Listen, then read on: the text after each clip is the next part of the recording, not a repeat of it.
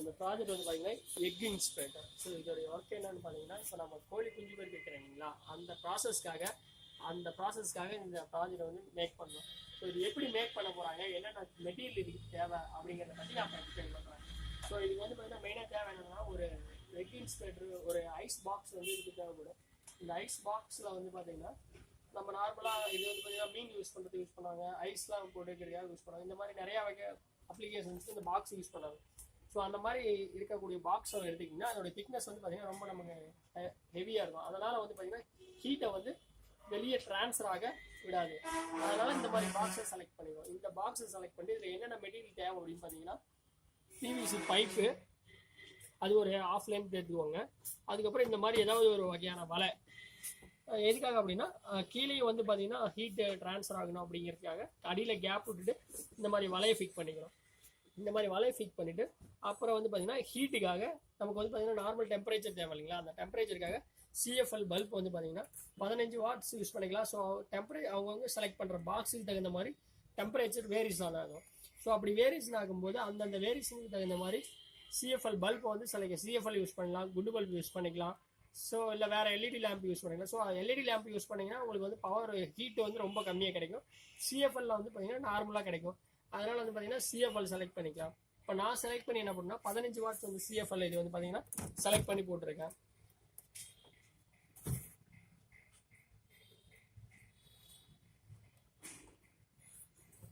ஓகேங்களா. என்னென்ன material use பண்ணிங்கன்னா, சிஎஃப்எல் கீழே வந்து ஒரு பாக்ஸ் ட்ரேல வந்து பார்த்தீங்கன்னா வாட்டர் வந்து ஃபில் பண்ணி வச்சிருக்கேன். அதுக்கப்புறம் வந்து பார்த்தீங்கன்னா நார்மல் நெட், இது வந்து பார்த்தீங்கன்னா க்ரீன் நெட் யூஸ் பண்ணிக்கலாம். நீங்கள் எது வேணாலும் யூஸ் பண்ணிக்கலாம், மெட்டலில் கூட யூஸ் பண்ணிக்கலாம். ஸோ எந்த மாதிரி வகையான வலை வேணாலும் நீங்கள் யூஸ் பண்ணிக்கலாம். அதுக்கடுத்து வந்து பார்த்தீங்கன்னா இங்கே வந்து பார்த்தீங்கன்னா தெர்மோமீட்டர்னு சொல்லுவாங்க. இதை வந்து பார்த்தீங்கன்னா டெம்பரேச்சர் சென்சர், டெம்பரேச்சர் வந்து எவ்வளோ இருக்குது உள்ள நார்மலாக பாக்ஸில் இருக்குது அப்படிங்கிற மெஷர் பண்ணுறதுக்காக இந்த டெம்பரேச்சர் சென்சர் யூஸ் பண்ணியிருக்கோம். இந்த டெம்பரேச்சர் சென்சரை வந்து ஃபிக்ஸ் பண்ணிவிட்டு அதோடைய அவுட்டரில் வந்து பார்த்தீங்கன்னா வெளியில் டிஸ்பிளே தெரிகிற மாதிரி டிஸ்பிளே வந்து இந்த இடத்துல செட் பண்ணியிருக்கோம். ஸோ இப்போ வந்து பார்த்தீங்கன்னா உள்ள இது என்ன ஃபங்க்ஷன் ஆகுது அப்படிங்கிறத இப்போ நான் சொல்கிறேன். இப்போ நார்மலாக ஏன் இந்த வந்து வாட்டர் வச்சுருக்கோம் அப்படின்னு பார்த்தீங்கன்னா, அதாவது வந்து பார்த்தீங்கன்னா நார்மலாக கோழியோட டெம்பரேச்சர் எவ்வளோ அப்படின்னு பார்த்தீங்கன்னா 39.5 to 40 டிகிரி வரைக்கும் கோழியில் இருந்து கிடைக்கக்கூடிய நார்மல் டெம்பரேச்சர். அப்படிங்கும்போது அது வந்து கோழியிலேருந்து கிடைக்கக்கூடிய டெம்பரேச்சர் வந்து பார்த்தீங்கன்னா ஒரு ஈரப்பதத்தோடு இருக்கும். ஸோ இப்போ நார்மலாக வந்து நம்ம பல்பில் இருந்து கிடைக்கக்கூடியது வந்து பார்த்தீங்கன்னா ட்ரையான ஒரு ஹீட்டு. ஸோ அப்படின்னா நமக்கு அந்த ஈரப்பதம் வேணும் அப்படிங்கிறதுனால தான் அந்த லேம்பை வந்து பார்த்தீங்கன்னா அந்த வாட்டர் பவுலுக்கு கீழே மேலே ஃபிக்ஸ் பண்ணியிருக்கிறதுனால வாட்டர் கீழே இருக்கிறதுனால என்ன பண்ணால் அந்த வாட்டர் வந்து எவாப்ரேட் ஆகும். அந்த எவாப்ரேட் ஆகிற வாட்டர் வந்து பார்த்தீங்கன்னா ஹீட்டும் மிக்ஸ் ஆகும்போது பார்த்தீங்கன்னா நமக்கு ஹியூமிடிட்டி வந்து பார்த்தீங்கன்னா 85 to 99% வந்து பார்த்தீங்கன்னா ஹியூமிடிட்டி இருக்கும். டெம்பரேச்சர் வந்து பார்த்தீங்கன்னா 40 டிகிரி இருக்கும். ஸோ நமக்கு டெம்பரேச்சர் எப்படி அந்த டெம்பரேச்சர் வந்து 40 டிகிரி மெயின்டைன் பண்ணுறது அப்படிங்கிறதுனா, ஸோ இப்போ நார்மலாக உள்ள ஒரு லேம்பை இன்செர்ட் பண்ணிவிட்டு ஸோ இங்கே ஹோல்ஸ் இருக்கு இல்லைங்களா, இந்த மாதிரி ஹோல்ஸை வந்து பார்த்தீங்கன்னா இந்த மாதிரி ஒவ்வொரு ஹோல்ஸ் இந்த சைடு ஒன்று, இந்த சைடு ஒன்று. ஸோ நமக்கு எந்த அளவுக்கு அந்த நமக்கு தேவை டெம்பரேச்சருக்கு தகுந்த மாதிரி நம்ம வந்து செட் பண்ணிக்கலாம். ஸோ எனக்கு வந்து பார்த்தீங்கன்னா நான் வச்சுருக்கேன்னா 37 to 40 வந்து நான் செட் பண்ணியிருக்கேன்.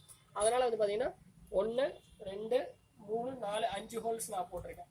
ஸோ அவங்கவுங்க செலக்ட் பண்ணுற பாஸ் டிஸ்டன்ஸு வித்து பிரெத்துக்கு தகுந்த மாதிரி மாறும். அப்படிங்கும்போது அதுக்கு தகுந்த மாதிரி நீங்கள் ஹோல்ஸை வந்து இன்க்ரீஸ் பண்ணிக்கலாம். சப்போஸ் எக்ஸ்ட்ரா போட்டிங்க அப்படின்னா நீங்கள் அதை ஒரு சின்ன ஒரு பேப்பரோ இல்லை வேறு ஏதோ ஒரு திக்கான இதை வச்சு அதை ஒரு பேஸ்ட் போட்டு நீங்கள் இது பண்ணிட்டீங்கன்னா அது ஹீட் வந்து வெளியில் ட்ரான்ஸ்ஃபர் ஆகாது. ஸோ இப்போ நான் ஃபஸ்ட்டு 3 டேஸில் வந்து பார்த்தீங்கன்னா ஸோ முட்டையை வச்சுட்டு நீங்கள் என்ன பண்ணுங்கன்னா ஸ்டெப் பை ஸ்டெப்பாக முட்டையை வந்து பார்த்தீங்கன்னா சடனாக இப்படி எடுத்து இப்படி தான் திருப்பக்கூடாது. இருக்கிற முட்டையை வந்து அழகாக லைட்டாக இப்படி லேசாக மூவ் பண்ணிங்கனாவே போதும். அதை விட்டுட்டு முட்டையை இப்படியோ இல்லை இப்படி கடாமுடான்னு இப்படி எனக்கு முன்னாடி மாற்றி இப்படி முட்டையை உருட்டிங்க அப்படின்னா அந்த கரு வந்து உடஞ்சிரும். ஃபஸ்ட்டு 1 to 7 டேஸ்க்குள்ளார பார்த்தீங்கன்னா முட்டையில் வந்து பார்த்தீங்கன்னா ஒரு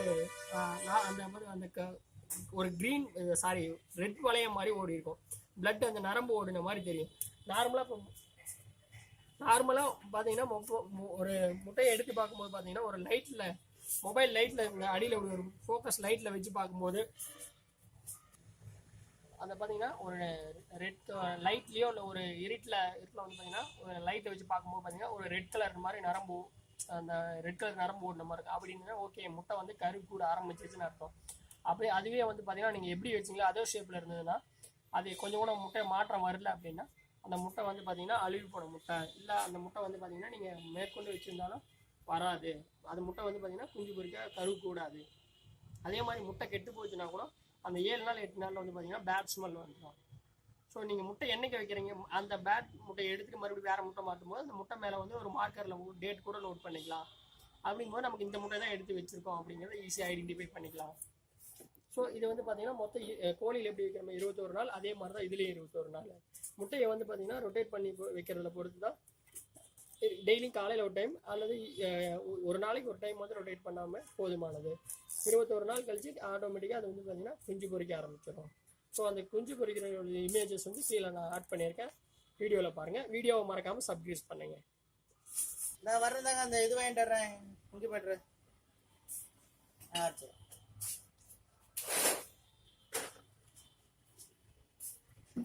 இது மட்டும் இது ஓட்டை